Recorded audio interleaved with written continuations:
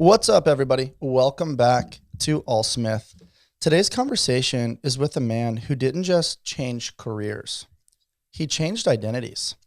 He is someone who walked the well-lit path of finance, stability, and predictability, and later realized it wasn't leading him anywhere worth going.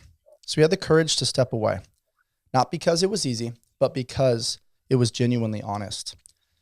And what he's built since then is a life rooted in energy, presence, fatherhood, and freedom, helping people not just get healthier, but become magnetic in how they live, how they lead, and how they choose to show up. This conversation isn't just about wellness. It's about identity. It's about true alignment. It's about what happens when you stop chasing a life that simply looks good and start building one that actually feels good. So if you've ever felt the tension between who you are and who you know you could be, this one's going to hit. Ladies and gentlemen, welcome Wade Critides. Welcome to the show. Dang, Bryce, bro, you guys do your homework. I'm thoroughly impressed with that intro. I appreciate it. I'm so grateful to be here. We got to chop it up before we hit record. And I'm just honestly, when you said let's have fun, like that's what I'm all about. I'm really excited to be here. Yeah, I saw that as I navigated my research on you. You're a VC, bro. You're a vibe creator. You've got a lot of energy, and I admire that. I mean, as Hermosi would say, one of the greatest skills you can have in life is to find a way to be in a good mood despite not having reasons to be in a good mood. Mm-hmm. And I noticed that right off the bat. Like, I was looking at some of your videos and like, you're doing things in the middle of an airport, in the middle of different places, like having fun, sliding down the stairs, like breaking the rules, but also doing it in a respectful, like classy way. And I was like, oh, we need to talk to this guy. I love it. Yeah. You know, it's funny. One of our mutual friends, Eric Hinman, I got one of the greatest compliments ever. His girlfriend, Sarah, was like, Wade, you have golden retriever energy. And I was like, never even heard of that saying, but thank you so much. And, you know, I think a part of that, I feel fortunate and grateful, like was blessed a certain way, genetically, like positively wired. But I also think I work really hard at it day in, day out to like reaffirm that. And coming back to what you said, identity, like let's have fun with life. Like I'm going to seek fun. I'm going to seek growth. I'm going to seek drive and all sorts of different things. And I think it's, you know, it's just a way of life now. And we kind of live into the stories we tell ourselves. And I'm just like, yeah, I love life. I'm excited. Like not everything goes my way. Hard stuff happens, but how is this? It's all about our frameworks. Kind of like, how is this working for me? We don't always get it in the moment. But I'm definitely a glass half full or overflowing type guy. Yeah, it's beautiful. But I also think it's important to note, Wade, that's a choice. That's not something that's to echo, you know, somebody that we both look up to, Cam Haynes. It's not must be nice. He's a privileged guy. He came from, you know, this wealthy background, so he's got no stresses. And sometimes those narratives live rent free in the audience, right? Or in the minds of people that are observing how we live, and they're choosing to look over here that the glass is half empty. They're frustrated with lack of financial success, you know, lack of relationship success, all the problems and things going on in the world. I think what's beautiful about the way you're living and that whole founders crew out there, you, Hinman, Bickle, Ty, Mike Idala, like all you guys have this like really special thing going on. And that is, you mentioned it, life is happening for you, not to you. And even though it might not be in perfect alignment with your expectations, with your plan, you seemingly have this unique and magical ability to practice the art of adjustments. And yes, failing to plan is planning to fail. But at the same time, if you're just married to the plan and then all of a sudden you don't have the ability to call an audible, i.e. Tom Brady at the line sees the defense shift and he just goes with the first play, he's probably going to get sacked or throw a lot more interceptions or get less yards per play.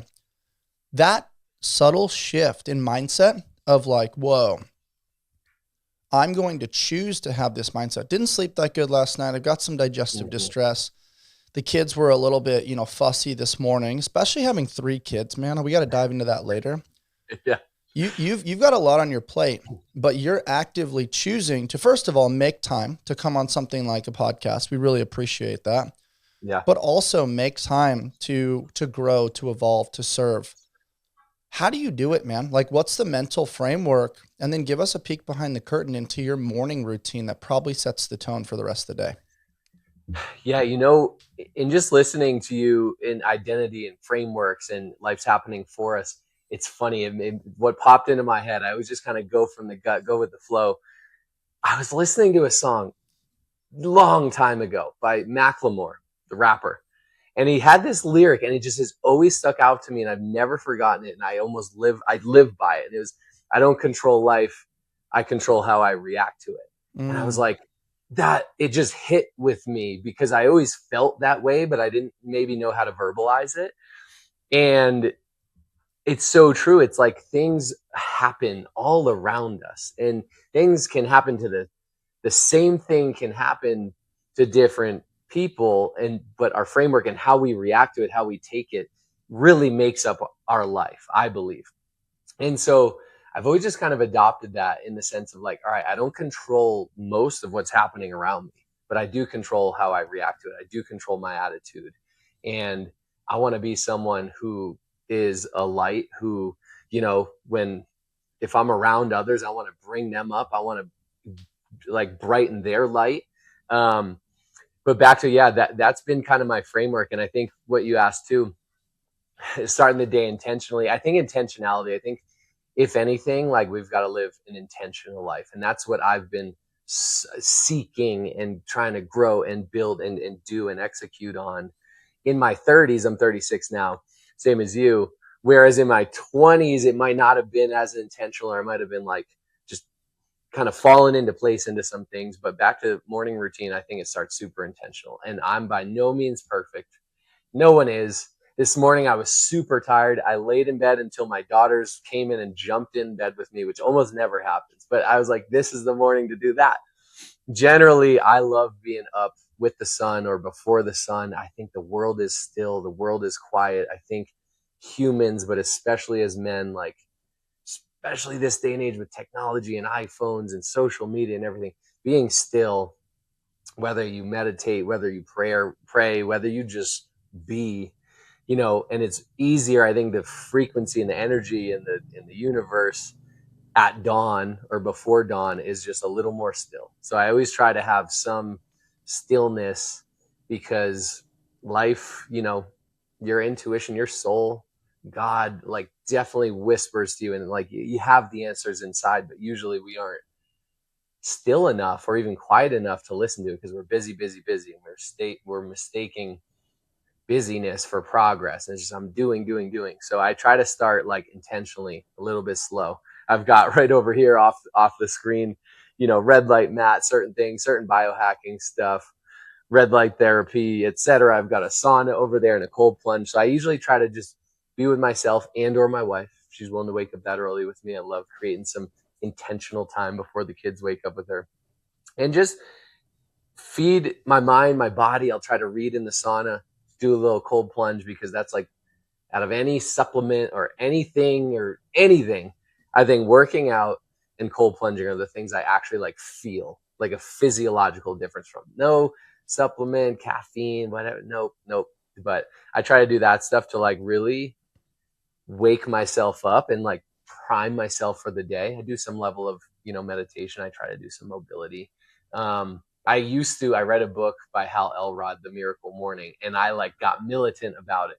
And it was these life acronym savers: silence, affirmations, visualization, exercise, reading, and scribing or journaling. And I would do that like when I like lock in on something, I would just do that every day and I didn't miss it.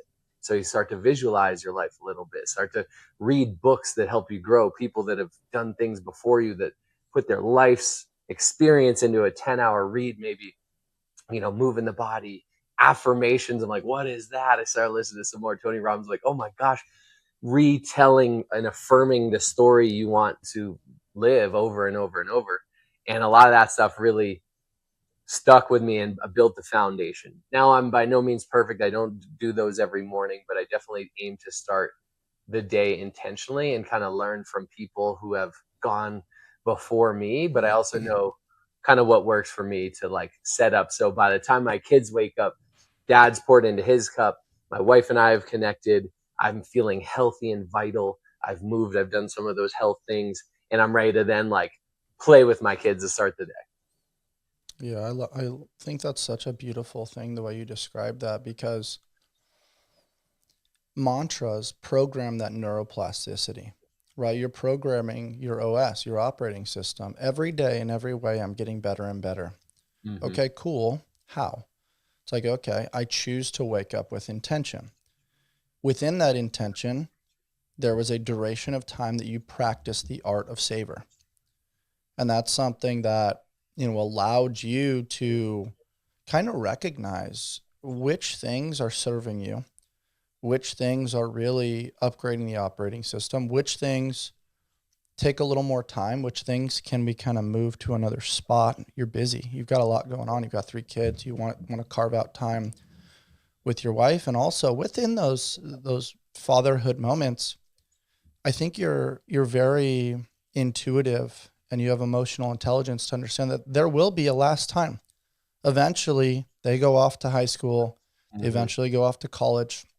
And those small intimate moments of them jumping into bed and getting to be dad and their superhero will fade into the background over the course of life. Mm-hmm. And so recognizing that and realizing what's the order of operations here? What's more important? Me to go get my prayer and my meditation, or me to be with my kids right now? And you do the prayer and meditation so that way you can be a great father. Mm-hmm. And the reason why I think it was so magnetic and how we combined and connected and why we became such big fans of you and your work is exactly that. We were attracted to not just what you did, but why you did it.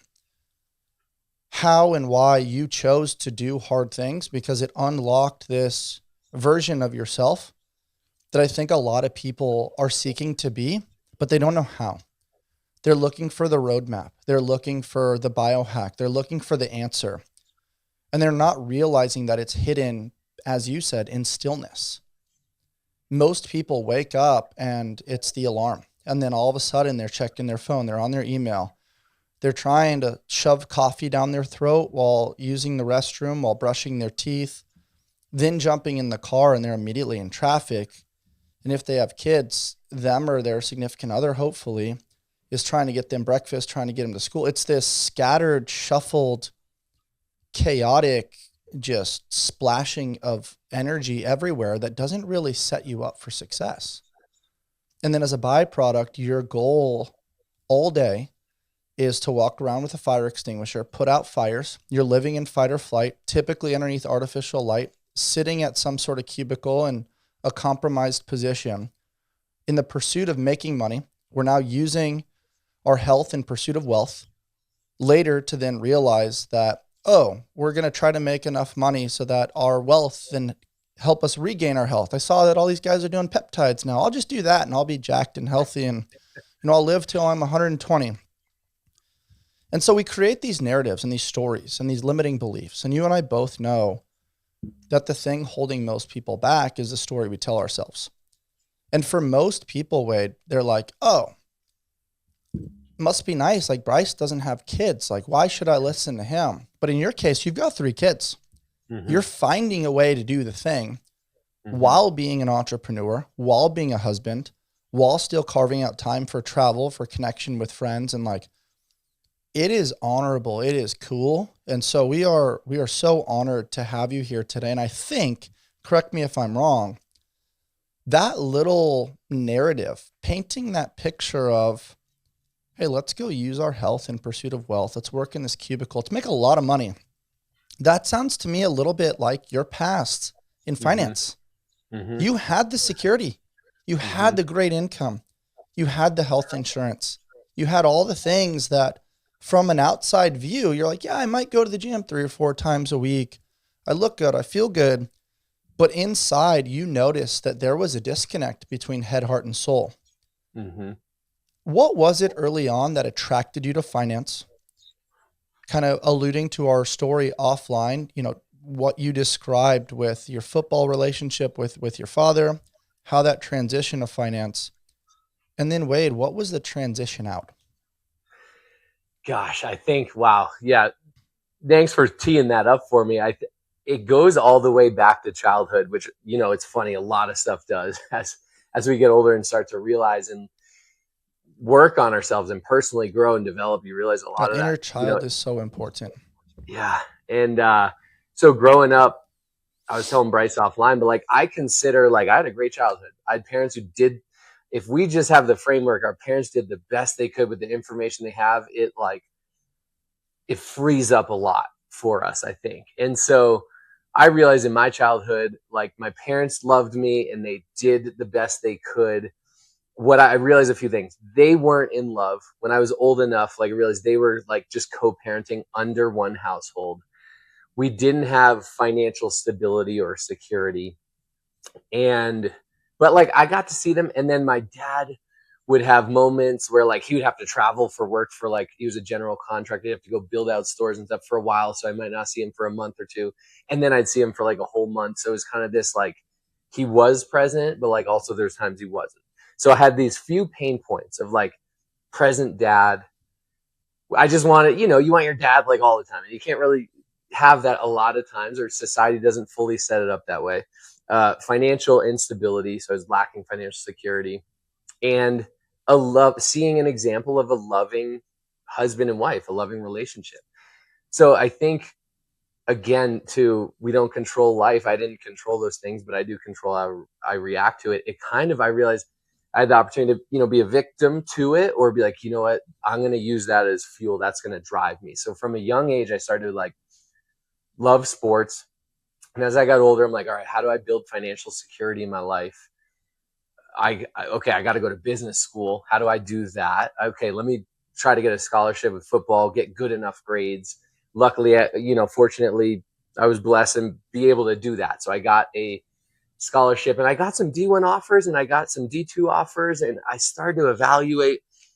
It's funny, one of my pain points in life, like I loved football, and I was always naturally kind of talented and gifted and big and fast and strong, which is on the surface is great, but underneath, knowing what I know now, I'm like, I didn't have to work as hard. Like I also grew up in Massachusetts. It wasn't California or Florida where like the competition is insane.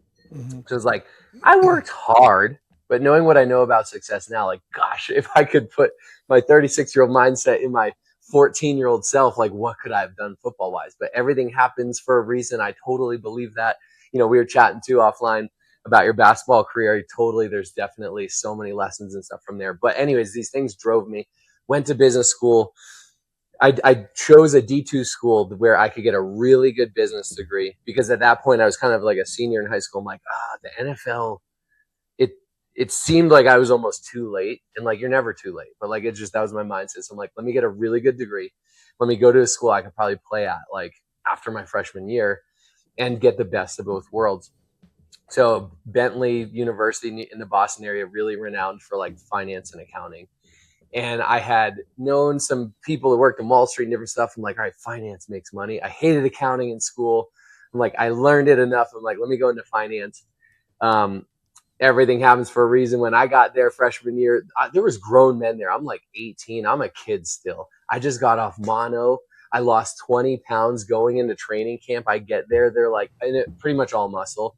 And they're like, did you do anything you're redshirting? Because I was 20 pounds underweight, which ended up being the biggest blessing, because I had 4 years of eligibility. I ended up being able to play a fifth year, in which I was getting my master's in finance. They paid for it. I got All-American honors that year and all sorts of things. So I'm like, wow, what seemed like such a shitty thing, excuse my language, but like, oh man, I lost 20 pounds. I got mono. I had to redshirt freshman year. I couldn't play. I just practiced.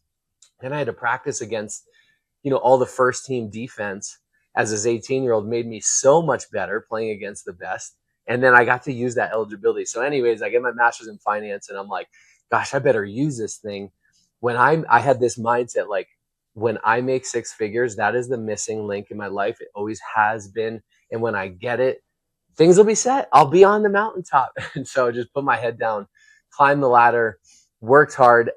I had enough foresight at 21. I interned on Wall Street, and I was in that world. And it's, the movies, Wolf of Wall Street is a movie, but like it's based on reality. It's wild there. Like, and it's shifted and evolved since that era, but like it's a wild place. And there's a lot happening. And I had enough foresight to like look at the 35, 40, 45-year olds, and I was like, they're rich, but I don't want to be them. And I'm generalizing, but I saw like they don't have the best marriage or family life. They work a lot, they make a lot of money, they do maybe some crazy stuff after hours, and it's this very intense hamster wheel. And I was like, I don't think I want to be them.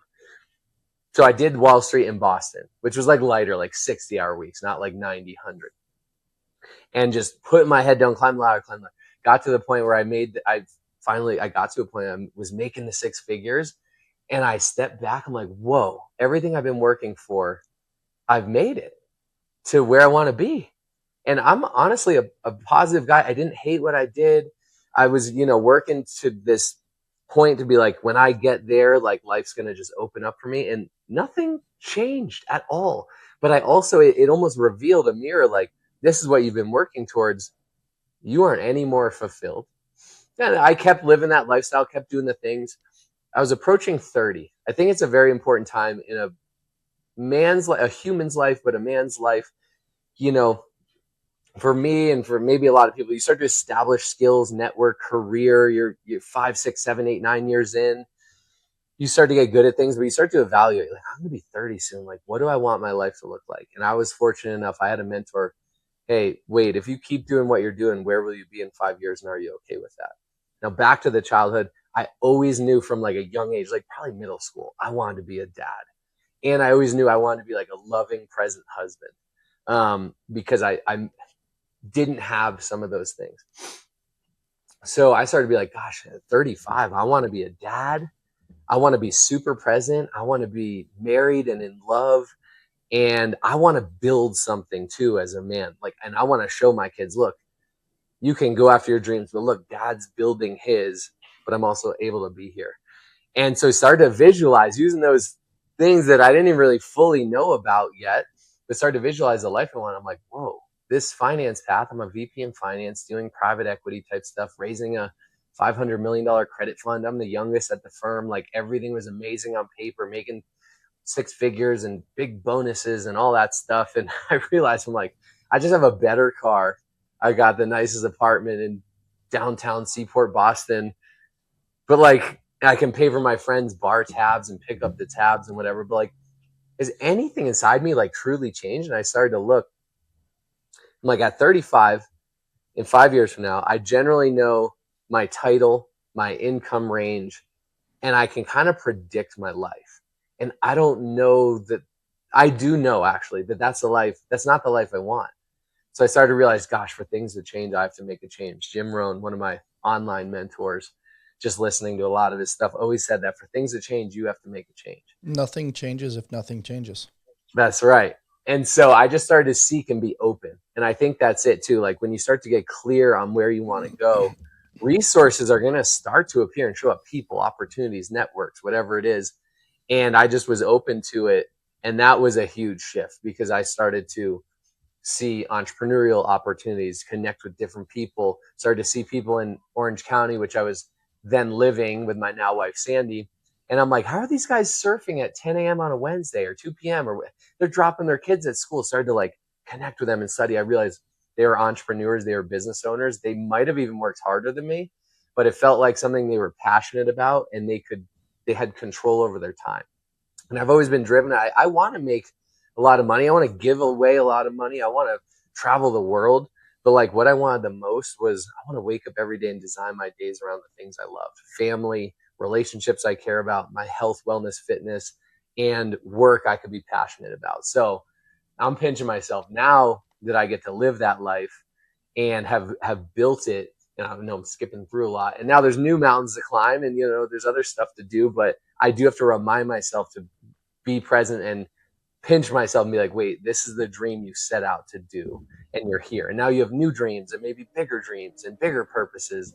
But it was a wild ride, and the foundation was there. But yeah, there was really a shift around 30 of like, I want a different life and I got to make different moves. This little thing right here, it's pretty cool. One of our missions with Allsmith was to find affordable brands that we can partner with that seamlessly fit into people's day-to-day lifestyles. And the Kalo current ring absolutely does that. It's non-invasive. You can use it when you're doing any activity in life, and it keeps track of your data and helps with your steps, with enhancing your habits, with understanding your HRV, and most importantly for me and so many people in the world, keeping accountable with sleep. So check out the Current. That's pronounced current, but spelled QRNT. And it's from our good friends and our new partner, Kalo. Yeah. Dude, thank you so much for sequentially walking us through that, because I think a lot of people think that way.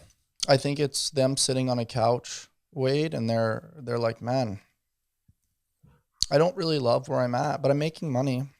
Mm-hmm. Isn't that what I'm supposed to do? Oh, I went to school. And for most people that didn't play college sports, they probably get a little bit stuck because there's a boatload of student debt. And then as you start getting older, you kind of play in the land of comfortable complacency. Mm-hmm. You're like, this isn't really bad enough to leave, but it's also not lighting my heart on fire. But that Friday and Saturday night, when I get to pay for my friends' bar tabs, I feel like a superhero. I feel like I'm, on stage at Coachella performing in front of hundreds of thousands of people, and I get that feeling. But what's interesting is that feeling is then rented. It's a moment in time that's not the day-to-day. And the foresight and the maturity that you possessed at a young age to realize what most people realize, which is, I want what I can't have.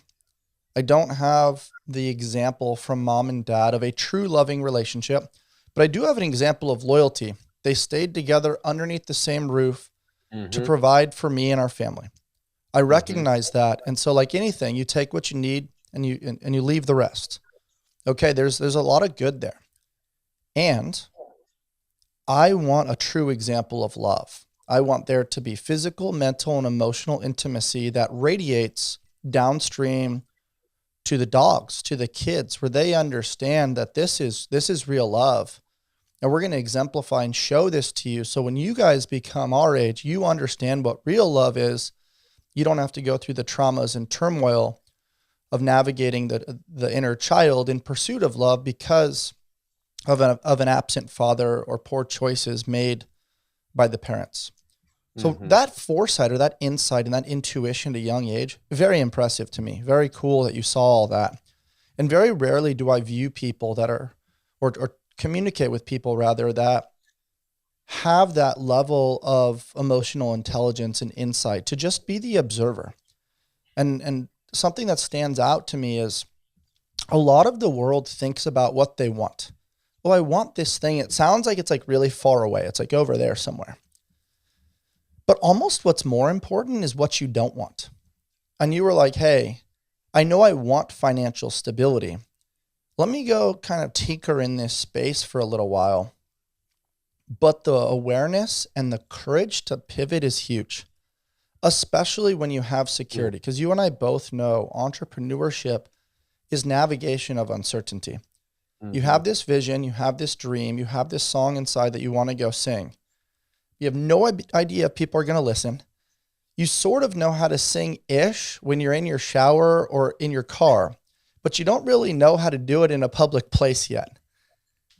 So for you, what was that courageous moment when you had the safe life and finance? You're making the money, you're paying the bar tabs, you're kind of living for the weekend, but at the same time, like, you're taking your skill set acquired in school, acquired from sports, and building it into what the world perceived as successful.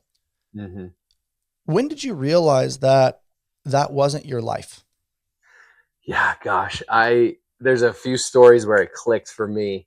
But gosh, at this point, as I'm evaluating, I'm like, I got to become an entrepreneur. I had been trained in school, in business school, getting a master's in finance, and in almost a decade in finance to be a really good finance employee. And I was good at my job.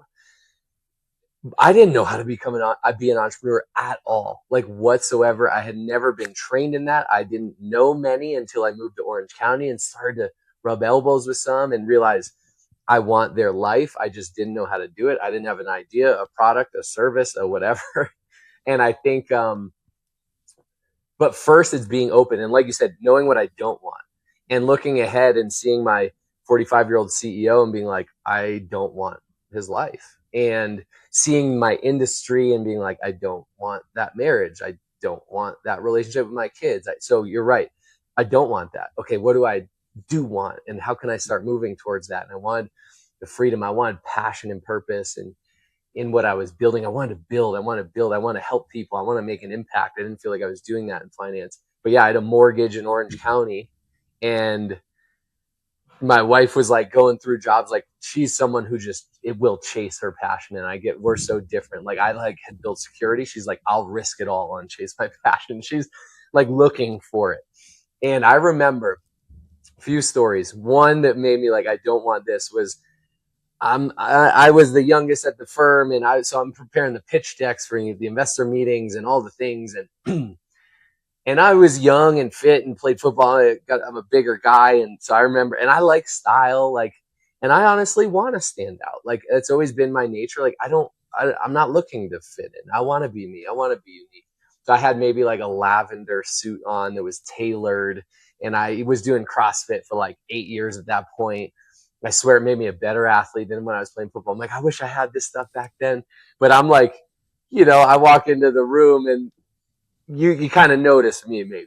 And so I'm not speaking. I'm not pitching anything. Like, my boss is the sales guy, the business development guy, or I'm just like taking the notes, supporting with some background data, having the pitch decks.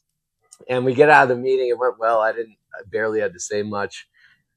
And one of my bosses, the business development guy, pulls me aside. He goes, Wade, I need you to go to Jose Banks. And Jose Banks, like, buy one, get 10 suits free. He's like, get a black, dark gray, or navy suit that do not tailor it, and just let it be like a normal loose suit on you that's like a bland, basic color, and no more of these like lavender suits that are tight on you and whatever. And it was basically in my head, it was this turning point. I was like, oh my gosh, they don't want me to be me. They want to like fit me into a box, which, hey, their company, you do, I get it, whatever. But I was like, this isn't the right track. There's these little signs along the way, like nudges, those whispers that again, we need to stop enough and reflect and be introspective enough to be like, is this my path? And then it was like, well, what the heck is my path? I didn't just have some idea to become an entrepreneur, but I started to surround myself, read more books, listen to more podcasts, started to do the Miracle Morning Saver stuff, start to visualize and do all these things and journal and stuff I had never done in my life. Like intentionally, like, I'm going to do these things. And in reading books and listening to stuff, I remember I'm on a business trip from New York back to flying into San Diego and going to drive up home to Orange County. And I'm listening to podcasts. There's this podcast called Entrepreneurs on Fire. And I was listening to them. They were great. They were so practical. And I started to like listen to all these entrepreneur stories and build proof and build belief. And there was this guy, and so energy is everything. Like, I know when we connect, like, it's going to be awesome. But I connected to his energy. I'd heard a lot of guys on it, but there's something about him. Like, I got to connect with this guy. His name was Nick Unsworth. And he had started a company called Life on Fire. And it was a coaching company. And this is when life coaching was like early stages, beginning stages. And I'm like, who is this guy? Loved his story. 10 failed businesses, finally got his footing. Now he's like blowing up with his Life on Fire. And I'm listening to the podcast, and he's like, we have a 3-day immersive experience like this, blah, blah, blah. And I'm like, wait a second. I'm like, that's right now. Today's the last day. And I'm flying in, getting in early morning. And I realized I could make it to the third day of this event. I had no ticket, no nothing, whatever. And I called my wife when I landed at San Diego airport, and I'm like, babe, you just got to trust me. I got to go to this conference. It's the third day. I know I was just on a work trip, but like, there's this guy there and I got to connect with him. And she's like, I trust you. So I go, show up in my Wall Street, coming fresh off the Wall Street meeting, suit, whatever, come to this event, kind of like a personal growth, life coaching type thing. And he does the thing, and there's like 100 people in there. So like, he kind of knows me. He's like, who are you? I had the suit on. He's like, you haven't been here. I'm like, sorry, I'm Wade. I just came in. I don't have a ticket. And I was just on the edge of my seat the whole day in this personal growth world, and starting to be able to tools to change your life and different stuff. And by the end of it, he had his offer to like work with him one-on-one to coach, and it was like 15,000. And I'm like, I come up stage. I'm like, how do I do it? I'll do this right now. He's like, oh, we don't like take checks or anything on stage here. But like, I made a decision. I think making a decision is what Latin for the word cut off. When you decide, like, things truly start to change. I swear the world steps aside and creates a path for the decided. So I was like, I don't know what to do, but he can help me. And so I hired him. I called my wife. I'm like, I want to hire this guy. He's 50 grand. She's like, we're getting married in a month. Can you just wait till we get married and then make the decision? I'm like, fine. And I talked to him. He's like, yeah, dude, go get married. It was like 3 weeks, actually. Go on your honeymoon. Let's start when we get back. So did that. And that started to change everything, because I think modeling after people whose lives that you look up to, respect, maybe want to model after, is huge. And so I didn't have the tools. I think if there's a relative shortcut to getting where you want to be, is like connecting with someone who's been there, and they can show you the ways. This is where I failed. This is where I won. Like, hey, here's a good game plan to do it. So I started to work with him. And as I did, my wife started to find her passion. She loved wellness and helping people and creating community. And she got an opportunity dropped in her lap to partner with a wellness brand in the California area. And it was a network marketing opportunity. And it's funny because I'd never been approached by one. I didn't know anything about them really, but I had a business mindset. So she's like, I'm loving these products. I love the community. I think I can do this. I always wanted to get paid to like help people and be a good friend to people. Do you think this is smart? And she's smart in and of herself. Like, she could review it, but I remember reviewing it like as a businessman. I'm like, this is genius. Like, you have the opportunity to leverage yourself, to leverage a partner with a brand that's already distributing, creating product, whatever. You get to leverage systems for success and mentorship, and you get to be you, and you get to, you're the face of it. You're the entrepreneur, you're the marketer. And she took it and ran with it. And I watched her for 6 months, and I'm going through this coaching program. I'm hearing her being coached. I'm like, it costs you a few hundred for this. It cost me 15,000. We're getting the same coaching. And long story longer, I was like, wow, I love health and wellness. I love helping people. I love being a part of a team. I love having a playbook for success. Like, hey, here's how to build and grow. And so I'm watching her wake up on fire for life, getting healthier, making an impact, her income growing, leaving the job she hated. And I'm like, she's like, you could do this with me. I'm like, whoa, I could bring a different presence, businessman, masculine presence, whatever. Partnered with her. And because I saw it as a vehicle, I'm like, whoa, this vehicle can build the life that I'm looking to build. My finance vehicle cannot. So jumped in with her, head down, working 60-hour finance weeks, working this passion project after hours. And honestly, we had a vision. And when you have a vision and when you're clear on where you're going, it's like you said earlier, it's magnetic. And we had a big why. I'm like, I would love to create options to leave corporate, to then eventually set our foundation up to start a family, to be present, to be around. And so we just took the vehicle and ran with it.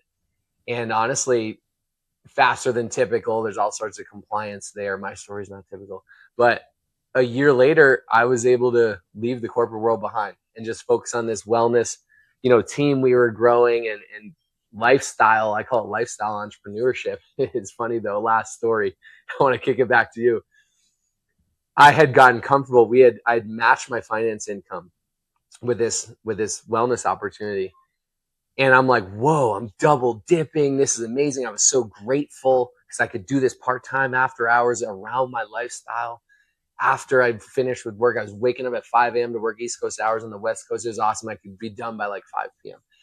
And I'd hit a CrossFit 5 p.m. workout, and then I would work this business after hours because we didn't have kids yet. And it was like, we're building our life. We're building our life. We're building our life. Events, all sorts of stuff. And I was so grateful. And then I started to be not grateful for my finance job. I'm like, man, I just want to do this. And I started to be like, oh man, I started to probably maybe slack off a little bit. But I just wasn't as passionate. I had one foot out the door.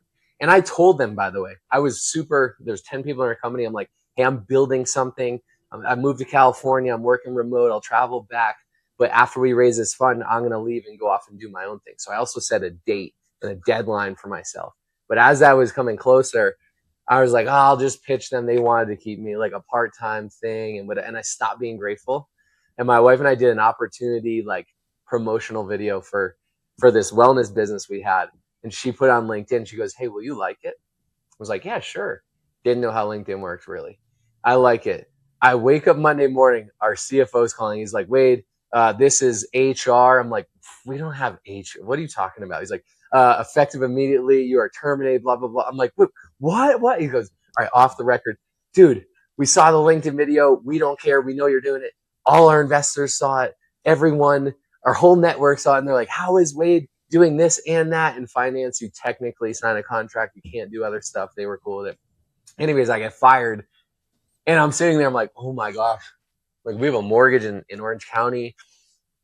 We had the 2 incomes. Now we have one. And I had this like decision, like, do I go all in on entrepreneurship, or do I could probably go get a safe finance job just to like float us for a bit?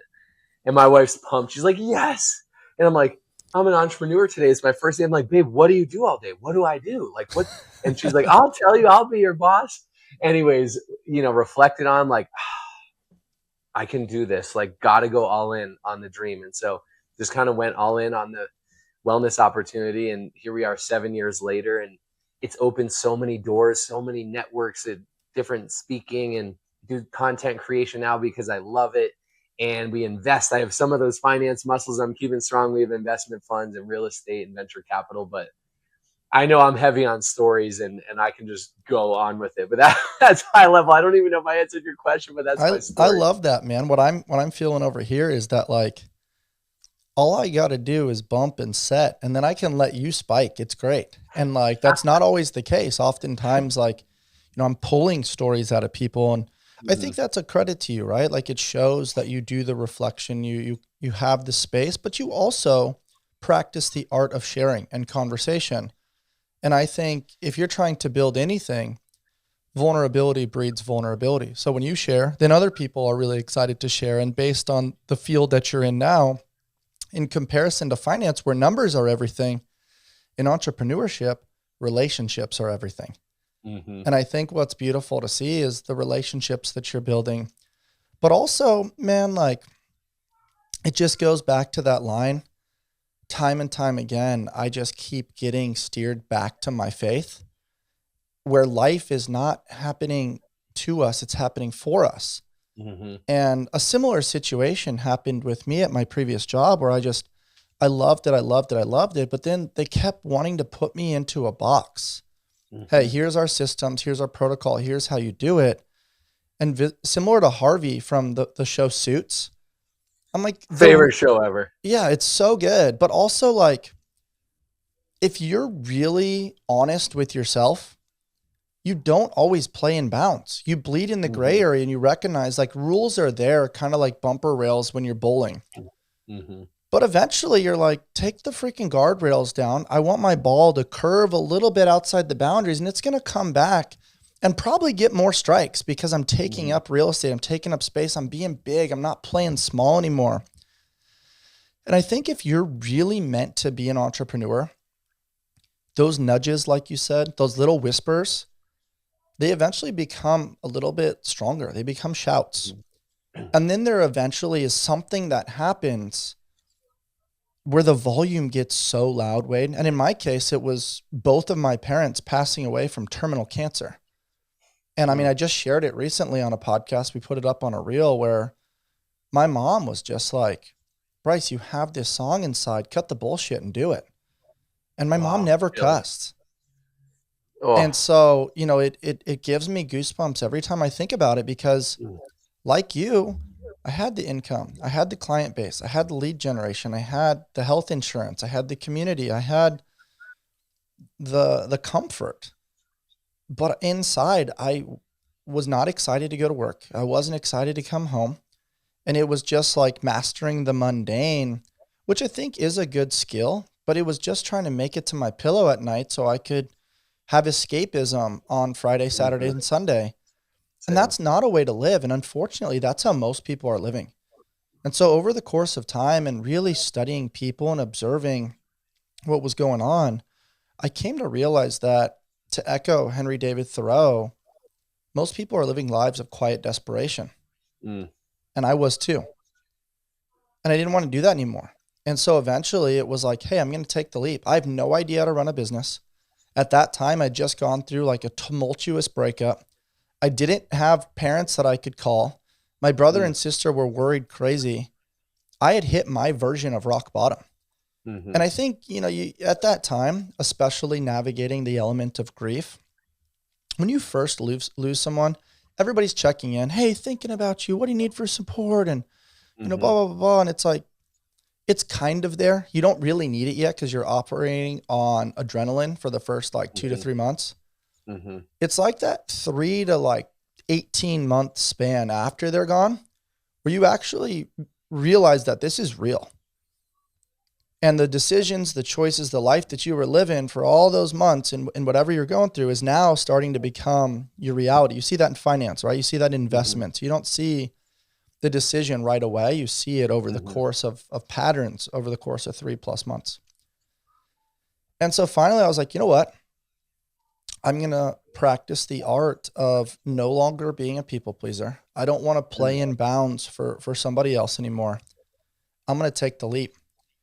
And I had no idea if anyone was going to come over with me. I had no idea where to go, how to do it. All I knew was mom's not here. She placed this blessing on me. I'm going to take it and run with it. Mm.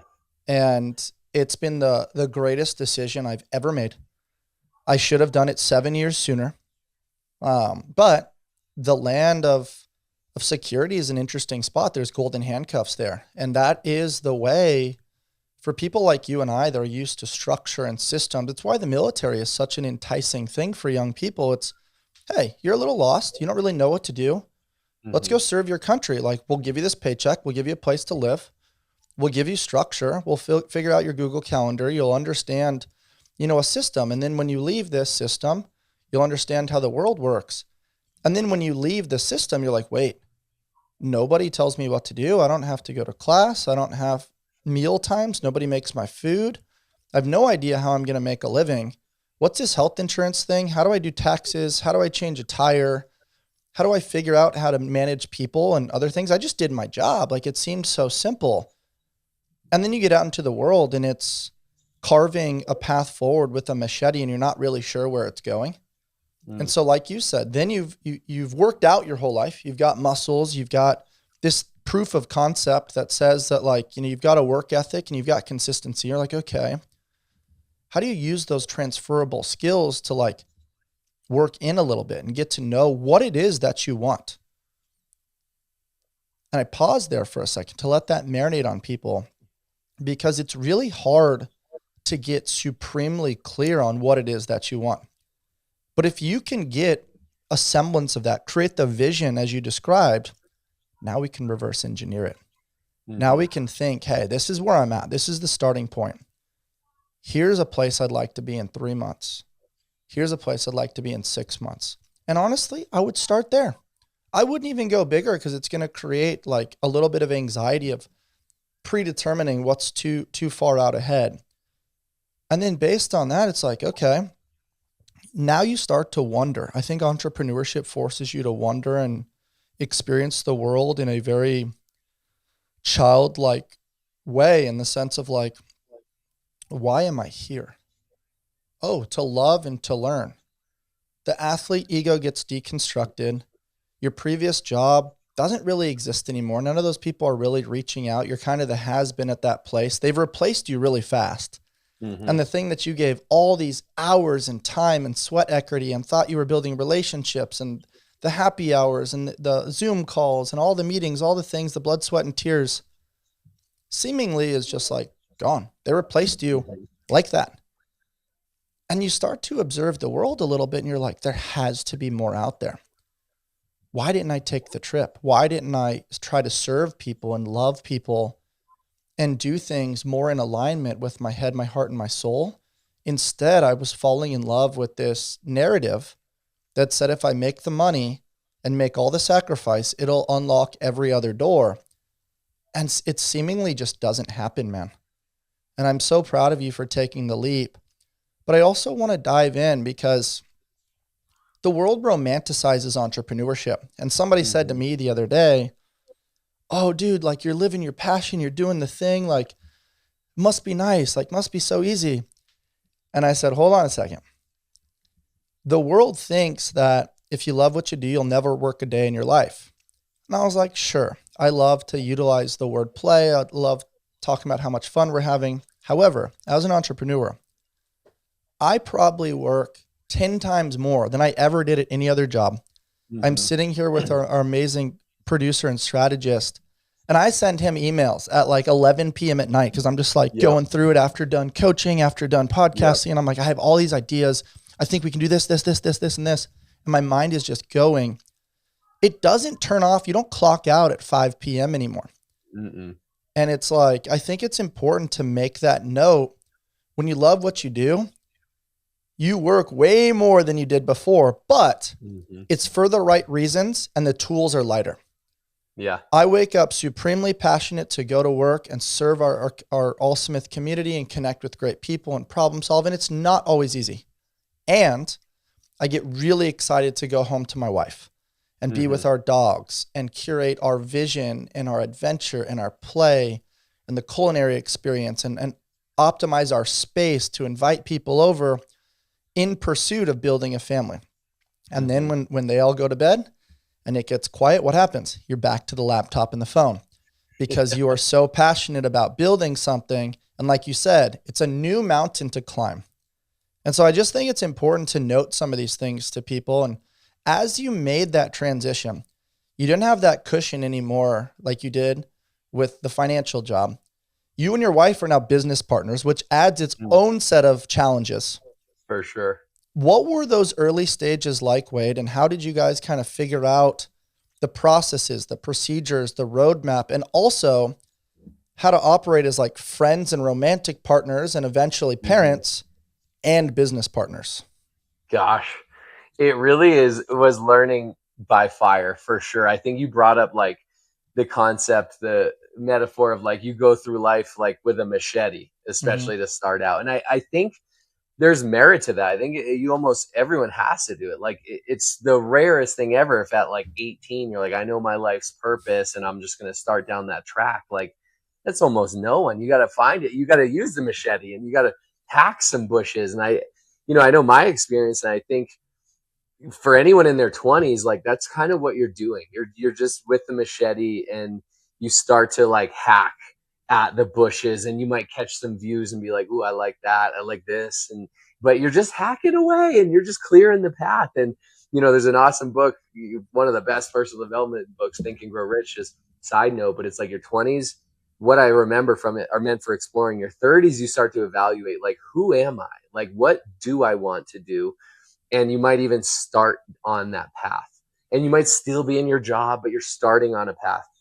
Your 40s, you've built up enough network, expertise, different stuff. You can start to really build something. In your 50s are where most people build if they do have a goal of wealth is wealth. Or honestly, depends on how you define wealth. But I started to redefine wealth as like my time and time with people I love and experiences. And a part of that is money. Like I just got this in my gut. Like I have 3 kids. I wanted them to take them to world school. And we're in Greek islands and Italy and Montenegro and different places. And they're learning from culture and different people versus like putting them in a preschool class. That's going to cost money. So like money's a part of it. But back to your question, it was total trial by fire of like learning, yeah, what does an entrepreneur do? Like, it's like you said, it's funny now, 8 years or so, 7 years into entrepreneurship, it never turns off. And that's like one of my, not flaws, but one thing I work on is like what I love. I think fast forward now, I used to have work life balance, I think is BS, but I had work and then I had life and they were separate. Now it's like work life coherence where I have one big life and work is a part of that. And it's this one coherent flowing wave almost of like family and health and fitness and marriage and business. And it's not easy to balance it all, but back to, yeah. We're cut from the Um, same it, cloth, man. People talk about work-life balance, and like you said, I think it's BS it is. because it's almost like isolating musculature in the gym, right? Like you have a Mm-hmm. kinetic chain. If you're using one thing, okay, that's the primary muscle mover, but there's a lot going on other places too. And like same thing, right? Like you might time block and be like, hey, right now is time with my kids. Right now is time with my family. But in reality, it's harmonization. It's not this or that, it's this and that. And then it's finding a way to puzzle piece it all together to build the beautiful life. And I Mm-hmm. think we're speaking the same language, and I love seeing the roadmap and the way you do it, because I like to use the language lifestyle design. I don't Mm-hmm. really want to live a life that's just kind of mediocrity. I think we're Yeah. here for a short term, and we might have mediocre moments, but once you recognize that, it's like, okay, what's the missing ingredient here? What sauce can we add? What spice can we add? And my wife talk about this all the time when we go to the grocery store, or if we're just going to go get our oil change, or things that like you kind of have to do, or even doing your taxes. We say things like, hey, let's go work on financial fitness. Let's make it an adventure. Hey, Mm-hmm. let's go to the grocery store and like, let's have an experience. And like, Mm-hmm. I'm saying hike and throwing her, a roll of toilet paper, and, we're Yes. having fun, like playing around, and like, yeah, it's borderline, like, a little disruptive, but at the same time, Mm-hmm. like it's playful, it's fun. And we lose that as adults, man. Like Mm-hmm. something happens in our life where it's like you get boxed in, and I don't want to be boxed in, man. I want to Yeah. not grow up, just learn how to act in public sometimes. Yeah. And words are so powerful. I love that, like the framework of, yeah, you're going on adventures. I use that with my kids too. Like, guys, let's go on an adventure, even if we're going to the grocery store, because words are really powerful, what we say, and it starts to shape the experience a bit or even predetermine to an extent. Um, but yeah, oh my gosh, I love that too. And I think back to what one thing that was really coming up with me in like the beginning of entrepreneurship is like, gosh, I was going from like Wall Street type private equity finance, everything looked great on paper, super quote unquote successful, to wait, you're going into like this health and wellness, like network marketing. There's like with like 90% women, like what? And the biggest thing is like, you don't need other people's permission. You don't. Even though like we seek, yeah, we seek the validation, but we put way too much weight in other people's belief or permission for us. But you do need your own. And so I didn't really have other people, anyone else's permission almost, other than it's funny, the entrepreneurs in my life, my business coach, certain people were like, empowering because they had walked that path and they were like, hey, I get you. I feel you. You got to do this. Like it, but like my parents or anyone that either are worried about you. Yeah, same thing. And you don't need other people's permission, but you do need your own. And I did have my own. I'm like, I can do this. And I think something you brought up too. It sounds so corny, but I swear my deepest fear, beyond now that I'm a father and husband, like, if you want to preserve your family, other than that, but is my deepest fear was always, even as a kid, like just living a mediocre, like average life, just being average, just fitting in.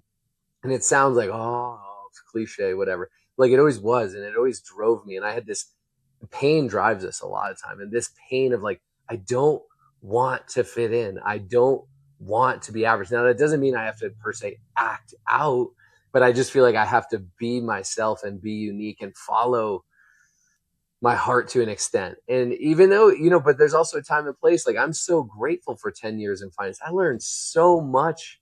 I had great connections and it's helped me do some things after now as an entrepreneur. And I wouldn't trade it for the world. I wasn't ready to be an entrepreneur at 20 out of school, 22 or whatever. Like probably would have flopped and failed my way into like, who knows where I'd be.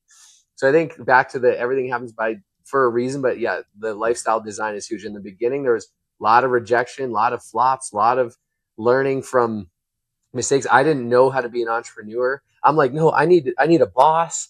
I had like the employee mindset, and transitioning that employee right to like, I'm off, and now I'm off to entrepreneur mindset of like, there's opportunity all around me. Like I can always work, or I can always take off and go surf quick and recharge my soul a bit to come back better. And so there's just a ton of learning lessons, but it was not a yellow brick road from the start.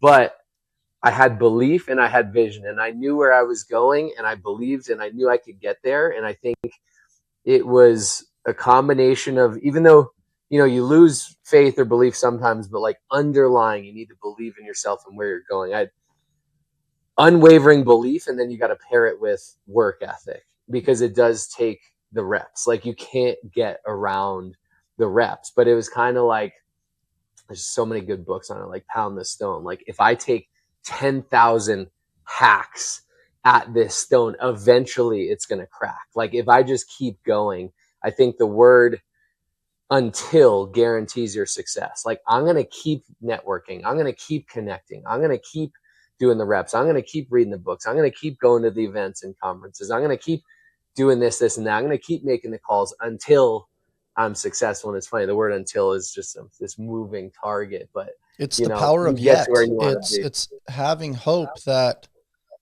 you just haven't done it yet. Mm-hmm. And just staying with it long enough. I mean, Hormozi talks about it. It's not about winning anymore. It's about outlasting. And I think that's what's beautiful about the gentleman that you're spending time with now in that ultra space and the endurance space. You're in the present. You're putting one foot in front of the other on long runs or in workouts. It's one rep at a time. Run the bike. It's, a few feet at a time, and taking in the environment. It's not just head down all the time. It's head down some of the time. What did you really have to unlearn from the corporate world in order to become who you are now? You talked about that shift from the employee mindset to the entrepreneurial mindset. Can you describe those for people? That I think a lot of people are sitting right now and they're like, man, I wish I could do what he's done, what Bryce has done. Let's describe that and kind of ping pong and chop it up on that subject line, the entrepreneur mindset versus the employee mindset. Yeah, I think the biggest thing for me was starting to think like an owner, starting to think like I had equity, like I was vested. Like I now all of a sudden, when you're an entrepreneur, like you have the full vested interest in your business. When I was an employee, I'm like, okay, I know how to do my job. I didn't have equity, so I didn't need to go above and beyond. I didn't think like an owner. I wasn't thinking, how can we improve this business? What are ways we can make things, systems, processes more efficient? What are great connections? Like, okay, I know how to do my job and I'm good at it. And let me finish what I'm working on today and then shut it off. And the entrepreneur, back to what we talked about, I had to start thinking like an owner, but you had to develop that. It was through repetition. It was through learning from other entrepreneurs, reading the books, listening to podcasts like this, different stuff, to start to be like, oh my gosh, it doesn't just end. And like, it's honestly taking like in life 100% responsibility. Like I am responsible for this, especially like a solopreneur or just starting out where it's really just you. And you got to realize I'm the CEO and I'm the janitor and everything in between. And really starting to develop that mindset of like taking 100% responsibility for it, for the growth. And honestly, entrepreneurship, I think, is just the best personal development program in the world, because you realize your business grows as you do. Yeah, you're hitting it right on the head. There's a couple of things that come to mind that I want to share from you, or share with you from a storytelling standpoint. First of all, yes. Well, I literally said this to some really close friends yesterday. Entrepreneurship is the most beautiful, most difficult thing I have ever done. You play every single role all the time. And then you start to find people around you like, oh, you're actually better at that than I am. Let me bring you onto the team. And I think we've got 1, 2, 3, we've got 4 people on our team, including me now, or not including me. So 5 people total. And dude, that also then unlocks another role of like, what does it mean to lead? I've led me. Yeah. And then it's like, okay, you know, part of that is like, you know, you learned, okay, there's no boundaries. And then it's like, okay, I need to draw boundaries. And then it's like, okay, I have this authoritarian role. And you're like, okay, that didn't really work. Okay, now let me empower my employees. Oh, I gave them too much agency. Okay, now let me like paint the picture. And then it just punched me in the face, Wade. Unexplained expectations are premeditated resentments. Mm-hmm. I was like, whoa, okay, like I need to clearly define the role that needs to get done because they're operating in an employee standpoint and they probably have other jobs or other things going on too. I need to paint this picture so clear and create those expectations so that way we together as a collective can pursue our peak expression. And that was such a painful learning curve because in the beginning, you're like, oh my gosh, I'm trusting these people. You're paying them this salary or this fee, and they're not doing the thing. And then all of a sudden you realize when you point the finger, you got 3 pointing back at you. And I was like, wow, I'm a shitty leader. And when you look yourself in the mirror and you feel that level of inadequacy, it doesn't feel good. And then as you mature and you sit with that and you have mentors and you have cups of coffee with people that have been through it, they're like, Bryce, that's what you're doing. Like you're learning. Back in the day, it was door-to-door sales and the door got slammed in your face. And that was your version of rejection. Now it's emails and asking people to be on the podcast, and it's pursuing brand deals and trying our best to bring on clients and community members. And as you go through that, you sharpen your sword, man. You understand rejection, you understand leadership. But the something that stands out so much is 7 years before I left my previous job, I remember I was taking a piss in the restroom and I just saw like, you know, people left paper towels all around the trash and there was water kind of all over the sink. They like genuinely bothered me. I was like, that's not appropriate. My clients probably drive past 30 gyms to come see me. And that's the experience that I'm giving them. That's representative of me and the services that I provide. And so that at that time is when I started thinking like an owner, and it was on accident really. And then it was like, oh, there's a chalk mess. Let me clean that up. Oh, you know, somebody left a barbell out. Let's put that away. And then it became like, oh, if I'm going to put my name on this blog, like I want this blog to like deliver value. And it led to this supreme maturity of ownership of like, wow, like if we're going to do this thing, I want it, like you said, to stand out. I want it to be that purple suit. I want it to, people will forget what you said. They'll forget what you did, but they'll never forget the way you made them feel. Well, they may not know that I took extra time to clean up the restroom. They just know that the restroom was clean. They may not know that I took time to observe their story on Instagram to get a better insight as to where they were when they came into the gym.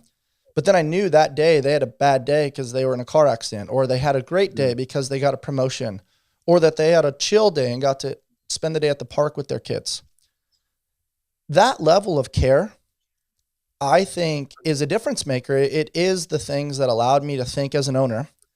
And at the time, I just didn't realize that it was sharpening the sword until later, where you kind of see this crack in the door that you start to like kick open with your foot and kind of peek inside. And it looks really big, really scary, really dark.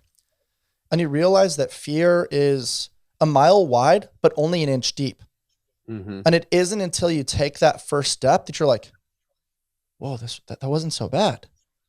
I think I can do this. And then over the course of time, like I've always said things like, oh, I'm not great at business, or I don't have training in this, or I don't know that. I was like using negative belief and limiting beliefs to sharpen the sword of inadequacy, which was then training the neuroplasticity in my brain. And it wasn't until I actually started going on the journey using the machete, as you described, that it started to pick up some momentum. And then I could look over my shoulder and have proof of concept of like, whoa, I've actually been doing this the whole time. And it was like, now we're going. Now we're 18 months into this. And it's like the nucleus is wellness, relationships, and community. And then we've got faith, family, fitness, finances, fun, and fashion.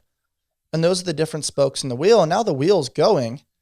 And like, you know, we had training wheels on for a bit. And it was like, you know, you take some falls. But then over the course of time, you're like, whoa, you're like the man in the arena. You're doing the thing. And it's less about trying to win the race on the bike and just like, let's keep going and let's build some Yeah. cool stories and great relationships along the way. And so I really wanted to share that with you because when you said think like an owner, I was like, oh, that one stands out quite a bit. You nailed two things I want to affirm just in my own experience. One, people, like entrepreneurship, typically, not all the time, but like is about people. And at some point, you got to lead people and you've got to see people, you've got to recognize people, and help people grow too. Because I think if you have a dream, at this stage in life, like you got to build a team. You can't do it alone. And like you said, there's people that do it better than you and delegate, and you give them direction, but also freedom and leadership and not management. Corporate, was big on management. Entrepreneurship is more leadership. John Maxwell, one of the best leadership trainers, says leaders, they know the way. So you figured out the way.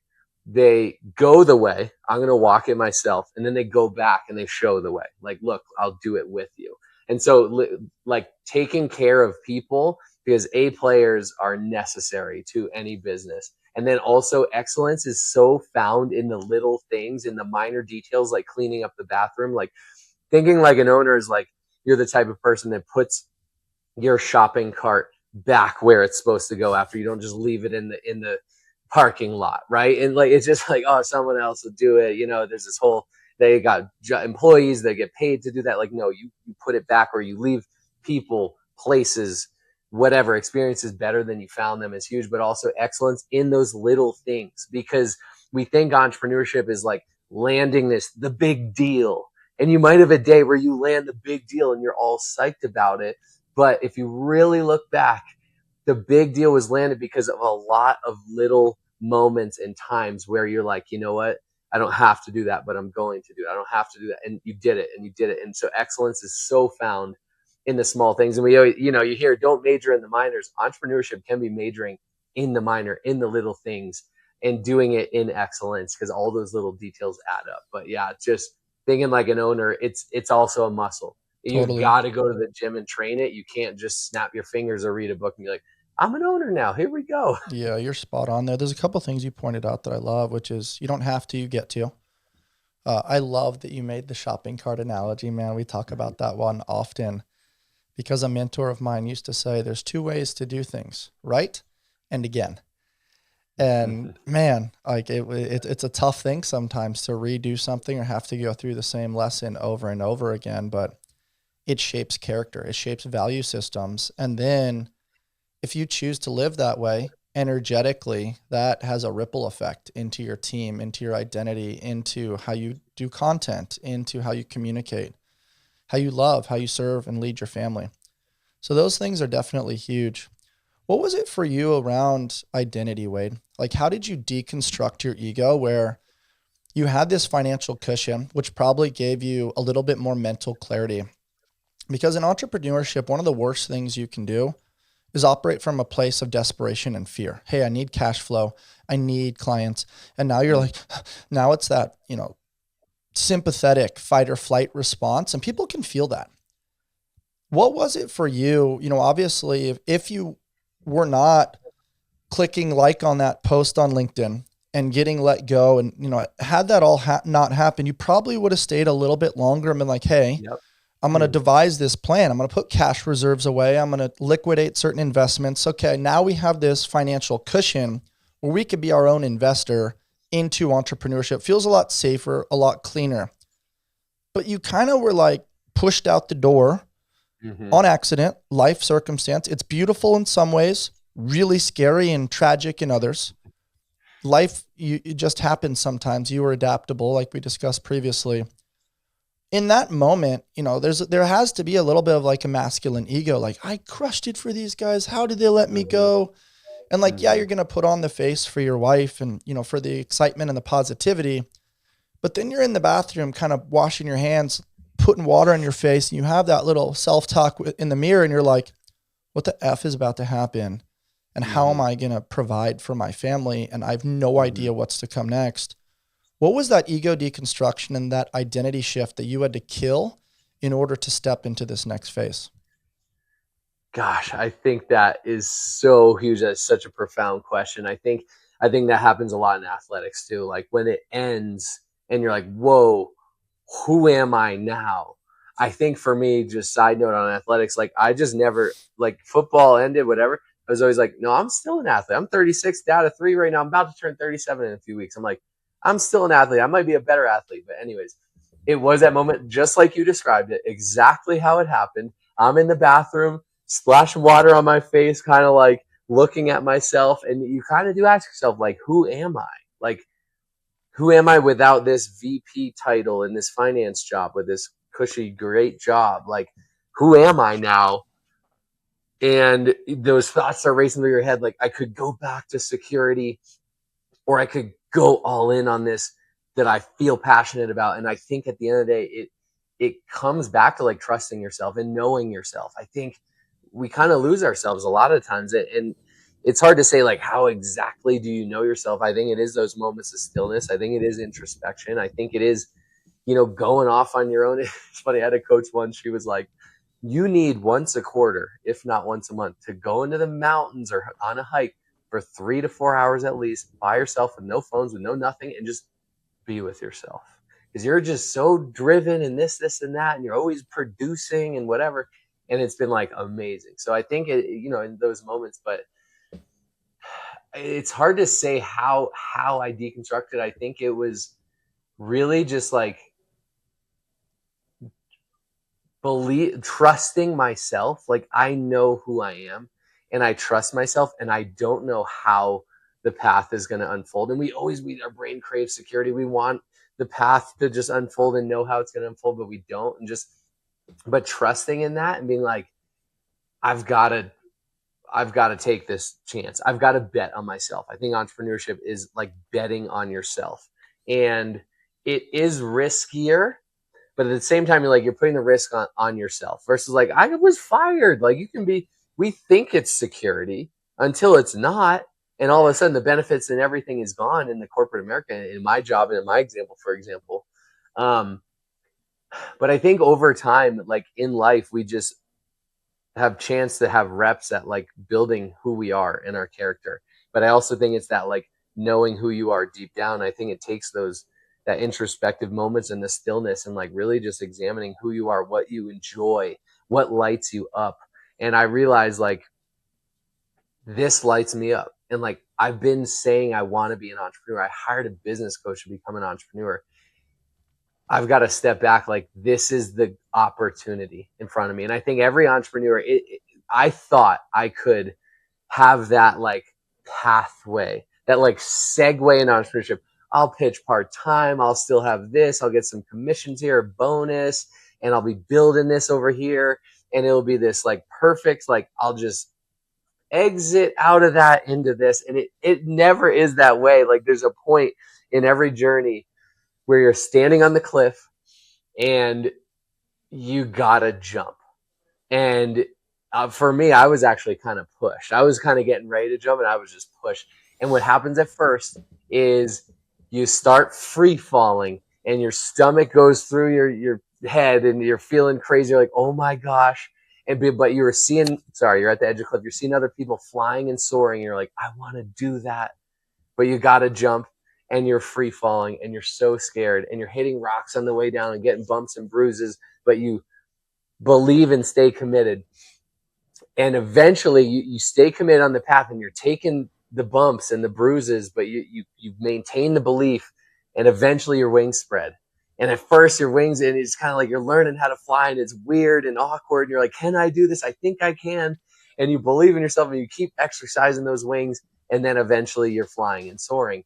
And I think that's such a great metaphor. Like, but at some point you gotta take the leap of faith, and you gotta bet on yourself. And it's gonna be rocky, and you're gonna have the bumps and bruises, and it's not perfect, but it is so worth it. Like we've talked about, like it's the greatest self-discovery journey I've been on, because honestly, in growing in entrepreneurship, I've had to grow as a leader and as a person. And in doing so, I'm a better husband. I'm a better father. I'm a better friend. I'm a better son. I'm a better leader. I'm a better person, honestly. And I could have gotten that, I guess, in a different way than entrepreneurship, but entrepreneurship is such an opportunity to do that. And I think I don't know if that answered your I question, but appreciate the it's that metaphor, crazy. man. I think painting that picture is super cool because I think most people feel what we've been talking about, but they don't act. And with Mm-hmm. AI, you can build a business plan in 2 hours. I mean, even less than Yeah. that loosely, Mm-hmm. but people aren't willing to execute. I mean, you can get fitness programs, lifestyle, mindset, a food plan, caloric expenditure, learn anything and everything you want about nutrition and peptides and all the things that are the talk of the town, and creatine and sauna and ice and biohacking, and get a list of all the names that are doing the thing. But still, most people aren't executing. And it just goes to show, like you've mentioned numerous times, your business coach. I also have a coach and a healer that helps guide me through things that I actively want to invest in because the skin in the game holds me accountable. Also, energetically allows him to recognize that I love and support him and his craft. I'm not just wanting to extract, I also want to give. And then as a Mm-hmm. byproduct, there's this ping pong of energy that creates this beautiful collaboration. And I think those at the top collaborate. They don't necessarily compete. They compete with self Mm-hmm. in order to be the Mm-hmm. best that they're capable of becoming, to give the best version of themselves to others. Mm-hmm. And Wade, what's so interesting is that we are spiritual beings having this human experience. Mm-hmm. And you don't really recognize that for a long time in your life until something happens. It could be loss of a loved one, loss of a job, an identity shift, addiction, rock bottom, a relationship, an injury, or maybe it's a combo of lots of those things. And, you might stand on the edge for a while and you don't really want to take the leap. When you start to lose people that you care about, I started to think about my own mortality more. And that Mm-hmm. was, as I get older, would I be happy with the life that I'm living? Is Mm-hmm. this reflective of what I want that dash to represent between date 1 and date 2 on the tombstone? Or can we do it better? And Mm-hmm. I was kind of toggling there. And like you, I got pushed. And then, like, my wings didn't come out. I hit the water. And the first thought was like, it wasn't just, oh, poor me, I'm a victim, I'm going to drown, whatever. It was like, whoa, this is as bad as it gets. This is what it feels like to be alive. And so what I'm curious about with you is, when you think of security, to the world, it's like being married to this narrative of financial security. But then you're in this huge deficit with emotional security, energetic security. Mm-hmm. You almost have this energetic FOMO of, okay, I'm good, but I'm not as good as I could be. And I'm not having as much fun. I'm not really squeezing the juice out of the orange of life. I'm kind of just at the surface. And then as a byproduct, when bad things happen, I just exercise it away, or I drink it away, or I practice the art of innovative distraction or deflection. And I think that's where most people hang, because they don't feel, when they're in the cocoon, like you described. You have to be in the cocoon. You have to allow yourself to grow and go through the lonely chapter and the isolation and the pain and the bumps and the bruises. And then when you get out and you sort of have the wings, you don't really know how to use them yet. So you have to be enrolled in the process to start playing with those wings. That's why I love, just when the caterpillar thought its life was over, it became a butterfly. Mm-hmm. And that's what I heard as you were describing that leap or that push. But so many people get married to this, oh, I have to make money to pay the bills. And it's golden handcuffs. It's financial slavery, while your Mm-hmm. energy is just not playing the way it really wants to play. How do you paint that picture for some of your clients or people that you work with, to help them understand that they too can build a beautiful life, and it may not look like yours or like mine, but Mm-hmm. sequentially it can happen? What came up for me as you were talking was, I think this is so important, and this is what I did and honestly continue to review, is like, what is your definition of wealth or success? Like, what is that? Because for me, growing up, and maybe in my immature masculine or just being younger, and having a pain point of not having financial security and money growing up, it was like, okay, I gotta go create money. I mean, and that's what society like kind of directs us towards too, right? What success is. So I might have even adopted some of the definition of society with some of my own pain points from childhood. Like, I gotta go make money, and learned a lot along the way. But I started to redefine wealth as, wait, no, I want, like, what I talked about. Like, I do want to make money in this life. I want to give away a lot of money.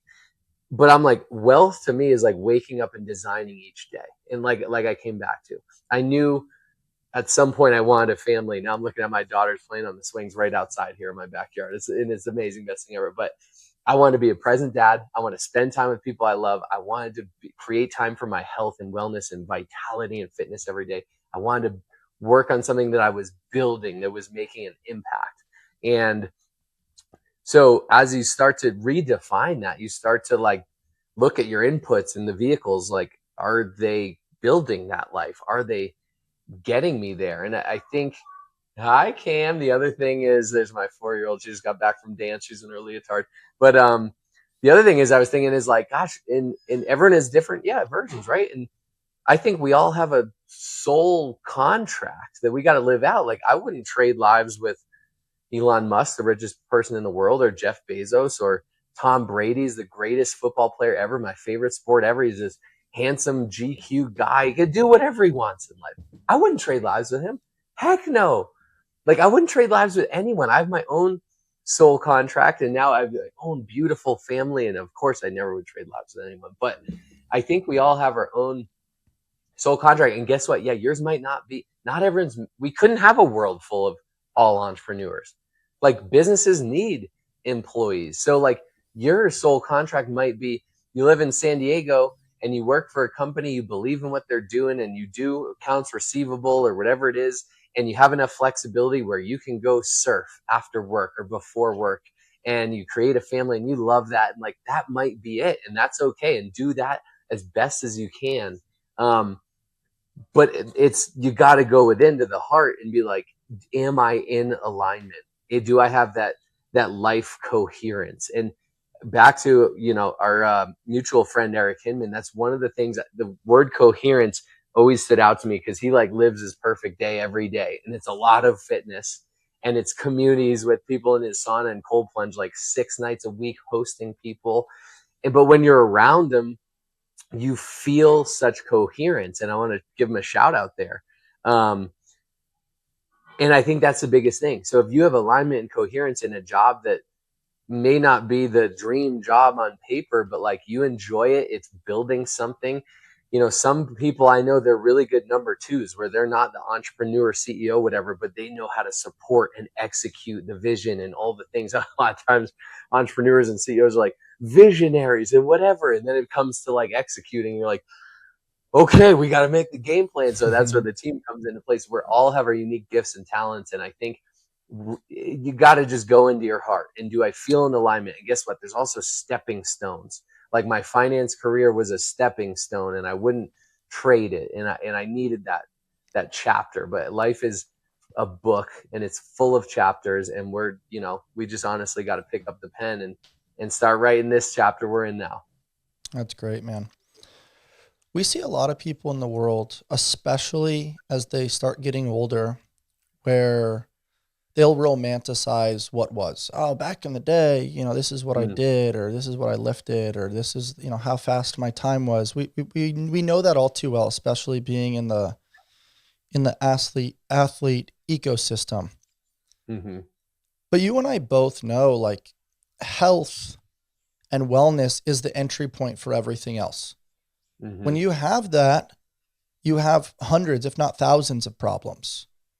When you don't have your health and there's sickness or injury or something going on with a family member, you have one core problem.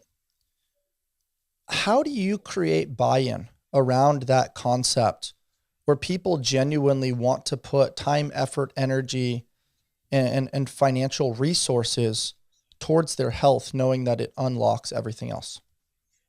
Oh, that's a great question. I think at the end of the day, what I realize, it's got to be intrinsic, where like people have to want to change. Like I've tried to help people change their health. Yeah, you want me to unlock it?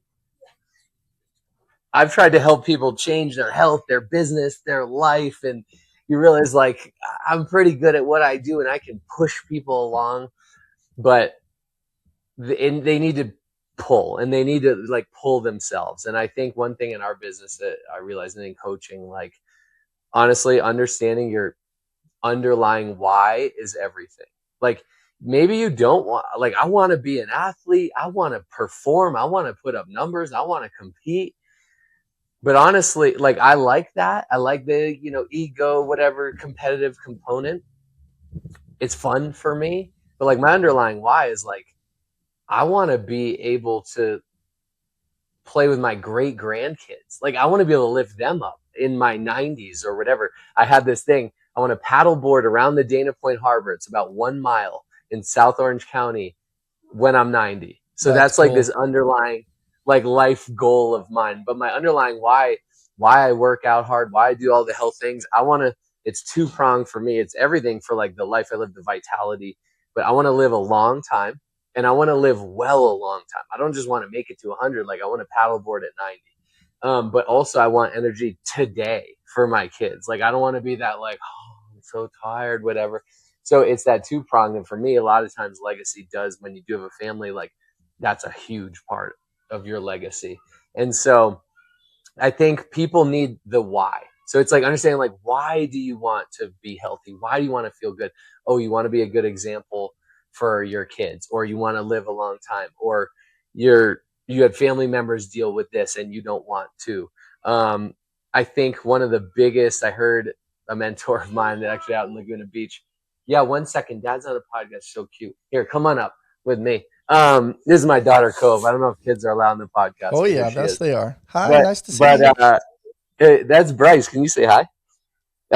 He said one of the most insidious forms of child neglect is a parent not going after their dreams. So it's like if I was like, Cove, you can be healthy, you can be strong and energetic and vital, and it's like, but I'm just like a lump laying around. I'm tired after work and whatever. It's like, well, why aren't you, Dad? Like, I'm not modeling it. Or like, Cove, you can be anything. Like, I believe you can be anything. You can go after your dreams. You can be happy. You can be in love. If she was like, well, why aren't you, Dad? If I'm not modeling a positive marriage and relationship, if I'm not chasing something and going after my dreams and mission oriented and happy, like we're modeling it, right? So I think the underlying why pulls us instead of that like push. Making $1 million, like you push towards it. But if it's like $1 million, yeah, 1 second, Cam, $1 million in order to buy your family compound and put your parents up on it and whatever, like the underlying why, I think, is everything. Totally. What are the simplest habits that create the biggest return on investment for people?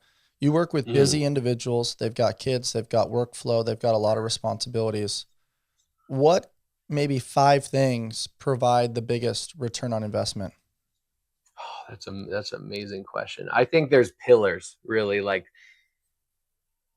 there's prongs. I think health, right? You got to find health habits, and honestly, health's pretty simple. It's not easy. I think it is, but like it's more simple than it is easy. But it's like you got to get your nutrition right. It doesn't have to be perfect.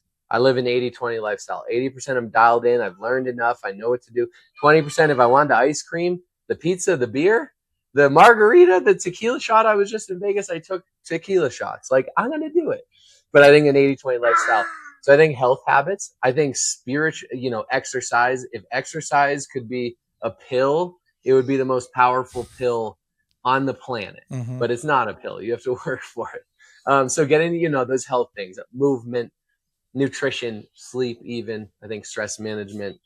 But I think also spiritual habits is what I'm more in my 30s starting to lean into more and to develop. Like, what is your spirituality? Where are you connected to something bigger, connected to yourself, connected to a higher power? Like, what are those habits? Is it prayer? Is it reading the Bible? Is it going to church? Is it a different religion? Whatever it is, like, what are where are you connected spiritually?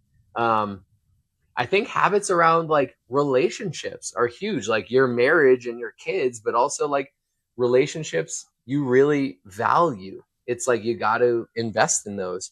Um, and I think wealth habits are huge too. What I realized, I got a master's in finance. I spent 10 years in like the Wall Street world. You learn nothing about building personal wealth. And so unfortunately, that's like self-taught. Yes, Cameron? Yes? Yeah, can you ask mom or Talia? Dad, can you wipe my butt? Here, go. Can you go get Yes. mom or Talia for Cam to wipe her butt? You Anyways, know what that is though? It's yeah, it's the beauty of real life, right? yeah, Like people don't realize that REAL or IRL in real life is hmm that the ability to juggle, to manage, to chaos, all of that. Like to me, that's what is representative of the purple suit, which is why I hmm didn't like the comment of like, don't get it tailored, put on yeah, just this basic, blatant, blah, yeah, blah, blah. And it's like, that's not fun, man. Like, yeah. So true. Yeah, that's real life. I actually love it. Like I do leadership calls, team calls, coaching calls, podcasts, whatever. And I'm like, what a blessing when my kids come and want to be a part of it. mhm. One time I was on a work call, a leadership coaching type call, and I was like, Cameron, my oldest, I'm like, what does dad do for work? I unsolicited, whatever. I was just seeing whatever she said. She was like, helps people. And I was like, oh, it's just like I just melted Oh, right dude, then and that's so there good. because I was like, oh my gosh, that's what I want to see. But quick to bring it full circle, we got to learn our own how to build wealth personally too. And that's like a self study. And there's, simple disciplines there. Won't go through all the things, but you said it, financial fitness or whatever. My wife and I have a financial peace meeting every week to check in on our, we're not perfect. We miss some weeks, Sure. but to check in and to review and to organize and to energetically connect on our finances, and then logistically, and then what do we have coming up in what's going out, etc. And I think being mindful and being intentional in anything, whether it's your health, your fitness, your marriage, your finances, is so huge. So I know that was kind of higher level, but No, it was yeah, you perfect the realize way you habits described shape it. our life. And I also think you mentioned just that financial peace meeting with your wife. We talk about it often on the show. It's something my wife and I have integrated. 3 dates. The first one is exactly that. It's a logistical meeting. Hey, what's going on with our finances? What's the calendar looking like? What's your work schedule this week? My wife's a nurse. What's my schedule this week? Do I have podcasts? Do I have people coming in town? Are we going to host sauna and ice at the house? What does this look like? Comparing calendars, looking at our finances, looking where we can do better, what we need to financially budget for. Meeting number 2 or date number 2 is it's an emotional check-in. How am I doing as a husband? Am I getting Mm, home in time? Am I spending too much time on the computer, on the phone, where I'm not present with you? Do we need to get some more one-on-one time? Because we've got a lot of people in and around, but like, that when you run into community, like there's people in and out all the time, especially when you're doing mhm. sauna, ice, you're on phone calls, you're carving out time for in-person meetings. So that's meeting number 2. And then the third meeting, it's all fun. It's like, Mhm. hey, let's go have the margarita. Let's go have some great Mhm. food. And let's really just like, let's dream. Let's talk Yeah. about, where we could go, what we could do, what's gone really well recently. Let's play, let's flirt, let's reconnect. And dude, it's been a game changer to have those Mm. 3 separate interactions. They don't have to be super financially expensive. We call it balling on a Yeah. budget. Sometimes Yeah. it's a beach walk. Sometimes it's sitting Yeah. in the front yard and, we'll just make hamburgers and we'll just like sit there and Mhm. let the dogs run around and just like I be with love it. each Is other it and kind of go through structured it. like a month or a week or We a we like, do try you have to we structure try on to it? do it weekly, but like you guys, we're Yeah. not perfect, and Yeah. sometimes it ends up being like she's on her way home from work and I'm on my way home from work, so we just have that conversation in the car, Mhm. but it's like very much segregated where it's like nothing else is allowed to be in that. So we draw those boundaries of like, hey, let's do a little pulse check. Where are you at? Where do you feel like what cup kind of needs a little bit extra water right now? And it's been a huge game changer because we both feel seen, heard, and understood. Some weeks my cup's a little empty and I need that extra nurture and that love or to turn off or just play and vice versa. And so I think it's just become a really cool thing. And my father said this before he passed. It was like the second to last thing he said before he took his last breath. And he said, always be dating. Mm. And he didn't just mean that in a marriage or an intimate relationship. He meant exactly what you said. When there's relationships in your life, you've got to carve out time for those. You got to put energy and focus. And what's so funny is that we do this externally, but sometimes we forget that relationship with self. We work out, but we don't work in. And then with self, Mm. it's doom scrolling, it's Yeah. Netflix, it's having a drink. We're like, oh yeah, I'm spiritual. I do stuff with myself, but there's never that quiet time where there's space between thoughts. Mm. And then it ends up leading to, over the course of time, what I experience is too many tabs open. And then the system starts to get overwhelmed. And then I'm short with somebody, or, I start exercising and practicing habits that are not indicative of the man that I want to be, or my Mm. workouts start to suffer, or the body keeps the score. So I start getting a little nagging pain somewhere, and I'm like, okay. And I think it helps you develop the ability to really listen to yourself. What's going on? What needs a little bit extra love and care right now? Because you have to have those check-ins of like, I've been putting too much time into the work bucket. I'm not giving enough time to my family or my finances. And if you're just trying to do everything all the time, I heard this great analogy from my good friend Ernest right here. And he was talking about how if you're in a concrete room, it's kind of representative of entrepreneurship, and you have a jackhammer and you're constantly just like one wall, the next wall, the next wall, the next wall. Oh, there's another thing. I could try that corner. I could try this wall. You're constantly just like jackhammering everywhere. You don't really get any depth with that jackhammer to break it out of that concrete room. Mm-hmm. You have to have that focused, intentional time. Like you said, you wake up in the morning with intention. That jackhammer goes towards setting your energy, enthusiasm, emotion for the day. So when you have that first interaction with your wife and kids, you're the man that you say you are. And Mm-hmm. that line right there, the man that you say you are, is very important because it shows that you're keeping promises with yourself. Now your habits are sharpening the sword of confidence. When you have confidence, now it leads to the word that is very, very apparent in your life, which is magnetic. You're not chasing, you're attracting. Mm-hmm. And a magnet is beautiful because you might magnetize to all the things that are meant for you. But the other thing that's beautiful about a magnet is it repulses the things that are not for you. Mm. And so Wow. these are analogies that have been told to me from people way smarter than me, mostly being Ernest, Mm-hmm. who's sitting here with me.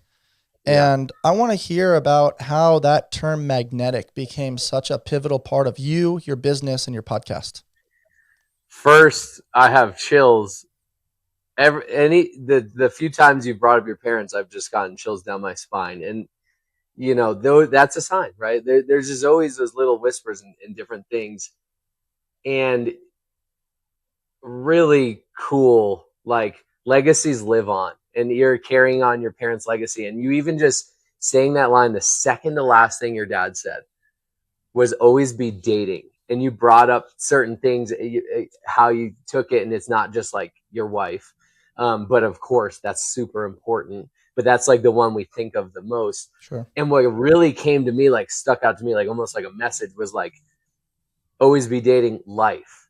And I think that was the turning point for me. Is like, I'm going to start dating life. And like if we just step back, and so like first your dad just left that on me, and that's almost like a new mantra, framework, a lens I'm going to look through and ask myself. And even if my wife were on a date, like, are we dating life?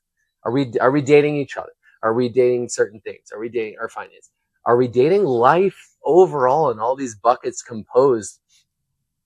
And I'm really excited to like continuously ask myself that. And I think that's the biggest thing is we I was caught up in the 9 to 5 and waiting for the weekends and buying the bar tabs, but like I wasn't dating life. And now I feel like I am. And you get off track sometimes. But I couldn't even, I was so enthralled with that quote that I forgot even what you asked me, because I'm like, I got it. His dad said that, and now I have this new way of thinking about my dating life, but I forgot what you even asked. I'll leave you with this. I think this is an interesting component, and why I love podcasts so much is that I heard this from someone recently. I think it was one of the sermons that I listened to at church, and they talked about the messiness of Japanese ceramics and how, if you go to a factory, every single bowl is kind of the same. Some people love that, some people don't. When you look at ceramics, they basically glue them together, and they use like that gold fine print to glue together what was once maybe a broken bowl. Or they discuss it in a sense of like, Wade will make a bowl and you might have, perfect edges, and it's the color scheme and the texture that you want and the size that you want. And mine over here, like I might have, some messy edges and a cluster and the colors are a little bit off.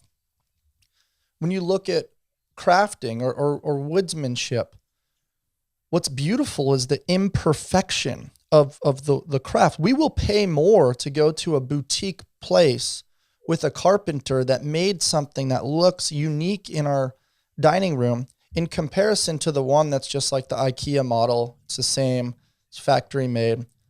And the point that I'm making here, and what's so beautiful to me about our conversation today, is like the answering of the specific question doesn't matter.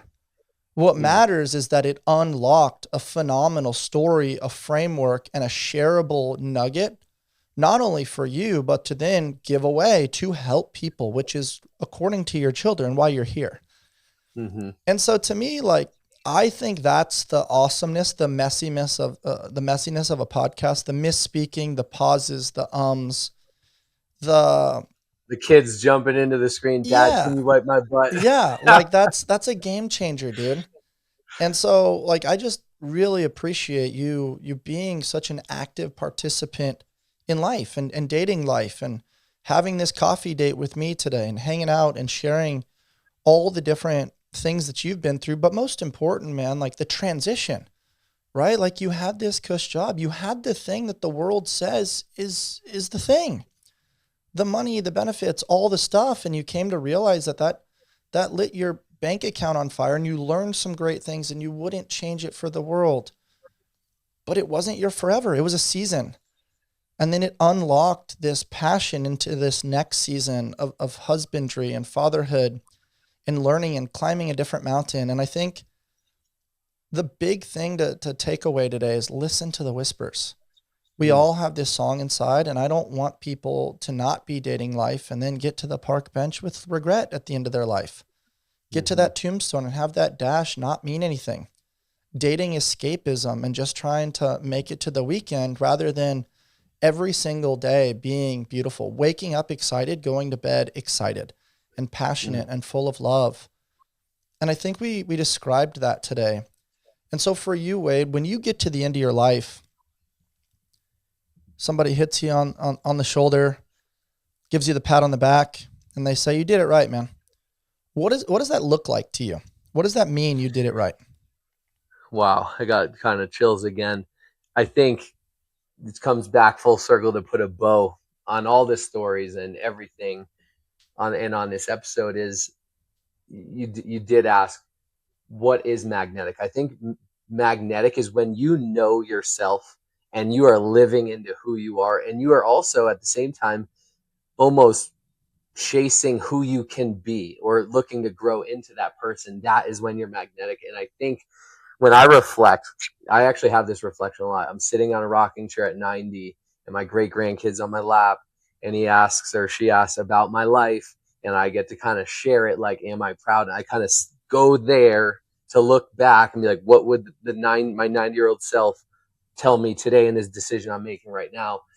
But we've talked about things and I brought up a few things. I had certain things that I got a scholarship in football and I worked hard and I was an All-American and I got my master's in finance and I got to that point where I was making six figures and I had this good finance job. And then it was scary as heck and we went through that, but I pivoted and, we reached top leadership in our company and leaders in our company and have succeeded in that sense.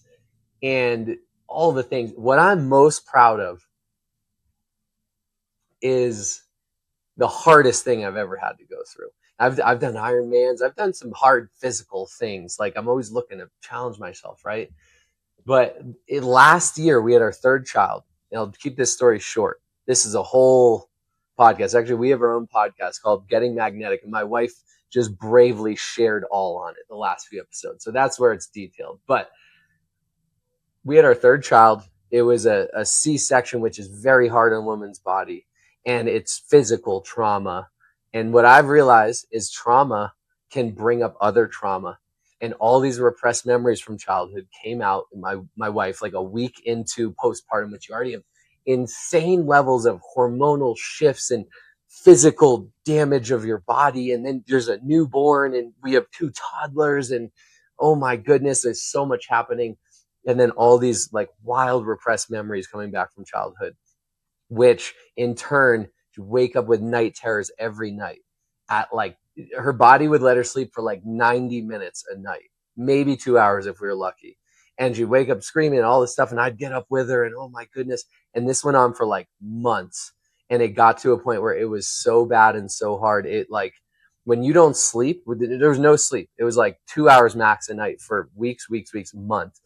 You start to go literally insane, like clinically insane. And she's like, I do not feel, I need to like check myself in. I need like, we couldn't do it anymore at home. And we had nurses at home, nannies, my mom, like as much help as we could get at home. And like, we can't. It was the hardest chapter. I'm going so high level, but like, she is such a warrior and went through so much and like got to this point where like, she's like, I like, don't know how long I can literally survive doing this, and went through all these things. But it was like, that was a moment in those hard moments, like, who am I as a man, as a person? And I'm strong in the gym, and I'm strong, and I've accomplished and whatever, and had drive. But like, all those things lead up to like, this is a really hard moment. And what I care about most, my wife and my family, like, how am I going to show up? And I almost had this decision, like, this is where I got to dig in, because I was getting 2 hours a night, and then I'm trying to be solo dad while my wife is like literally in a mental health facility, like literally a psych ward, like self-administered, checked in, and then going through all this crazy stuff and seizures and like insane panic attacks and like all this stuff coming up, and this spiritual awakening and spiritual warfare. Like, it was the craziest 3 months, really probably more like 6 months of my life, which is a blip in our life. But like, when you're in it, it was a lifetime. And I'm like, how I show up here and now is my character, is who I am. And we're now on the other side of it. And my wife is like doing amazing and back to working and impacting and helping people, and a great mom and all the things. And it's like amazing to see. But like, it was the hardest year, and hardest, especially like this 6-month window of my life, of her life. She different hards, right? You don't want to compare hards, but like way harder for her.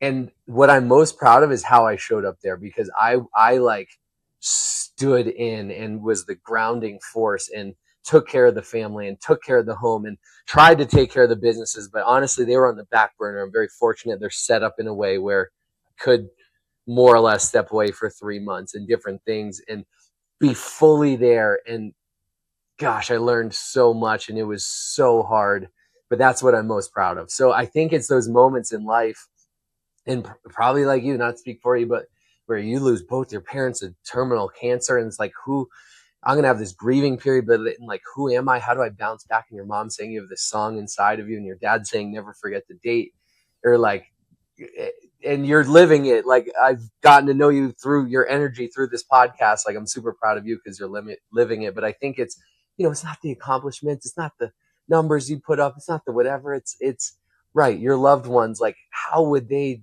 describe you in your life, or those that you impacted? Like, what was your ripple effect, whether it's your immediate family or beyond? And I think that's our soul contract in life, is like, what ripple effect are we meant to make in the world? So that was a little bit of story mode, but like something I couldn't skip, because it's probably the most profound, hardest chapter I'm most proud of in my life. I really appreciate you sharing that, man. It's also like, why do you train? You train for moments like that. If you stay ready, you don't have to get ready. Mm-hmm. I can say to people often, like, hey, consistency may not get you to your goal, but I can guarantee that lack of consistency will make sure that you're not the person that you need to be when that moment comes. And what's great is that the way that you live, the way that you speak, the way that you think, your character, your well-being, and all of the things that you've done up until now has allowed for there to be roots for you and your wife for an experience like that. So when the storm inevitably comes, it can endure the storm. It can blow around, it can bend, it could twist, it can turn, it can have that adaptability. You guys can then manage extreme challenge. And so I think that's really key. I appreciate you sharing that, because it's easy for the consumer of a podcast to think, oh, another success story, but it didn't come easy. And the behind the scenes of that is, very scary, very challenging. There's thoughts of, am I ever going to be the same again? For her, for you, to navigate, your kids witnessing that, how to navigate the business, the financial distress, lack of sleep, probably couldn't get in your normal training or your lifestyle routines at that time. So being able to realize, hey, up until now, I can rely on lifetime reps. I can rely on the buffers that I've created. And yes, I have the discipline, the wherewithal to go back. But right now, that's just not possible. So that was just like powerful beyond measure, man. And can you say the name of your guys' podcast one more time? I want to give it a little plug so people can go check it out and hear it from your wife as well. Yeah, it's Getting Magnetic with Sandy and Wade. So magnetic has always been a big part of our life. And our friend, it's funny, we asked a friend, we're like, we don't know what to name our podcast. We're going to do one. She was like, Getting Magnetic. You guys are magnetic. And we were like, oh my gosh, like that's it. And it was just like that, a moment. And there was no brainstorming. It was just like a moment, like there it is. That's so yeah, good, Getting man. Magnetic with Sandy and Wade. That's dope. Well, dude, thank you so much for doing this today. Thanks so much for chopping it up and sharing the peaks and valleys of your experience up until the now, giving people permission to pivot and understand their soul contract and take the leap, trust that their wings are going to come after the bumps and the bruises, and really just get an HDR, heavy, deep, and real with us, sharing it with our amazing Allsmith community, because that's kind of how we came up with Allsmith, is everybody's either in adversity, just left it, or they're approaching it. So when you think about a smith forging themselves underneath an anvil, underneath extreme heat, we're actually all smiths. And so I appreciate you sharing that with our Allsmith community today, man. And Wade, where can people find you, dude? Well, Bryce, I appreciate you having me on. I'm looking for I feel like a bond just formed over this conversation. I'm looking forward to next time I'm in Southern California. Obviously, if you're in Colorado, come on out. You can hang with all of us. But honestly, where I show up most and where I love showing up is my creative outlet is Instagram, is at Wellness with Wade, is probably the best spot to connect with me. And then I'd say, our podcast, Getting Magnetic. People who listen to podcasts, that's probably another easy way to connect. But those are the best spots. I love it, man. And what's your guys' website? Where can people learn more about your business and what you guys do with lifestyle design? Good question. We don't have I have landing pages and stuff. I don't have a sandyandwade.com website. Sure. So I don't even have one, but my Instagram kind of leads to everything. Awesome. I love it, man. Ladies and gentlemen, Wade Critides, thank you for joining us today. And for those of you listening, if you enjoyed my conversation, please rate, review, subscribe, and share with your friends. And as always, stay on the hunt for who you've not yet become. Until next time. Thanks, Wade. Appreciate you, Bryce.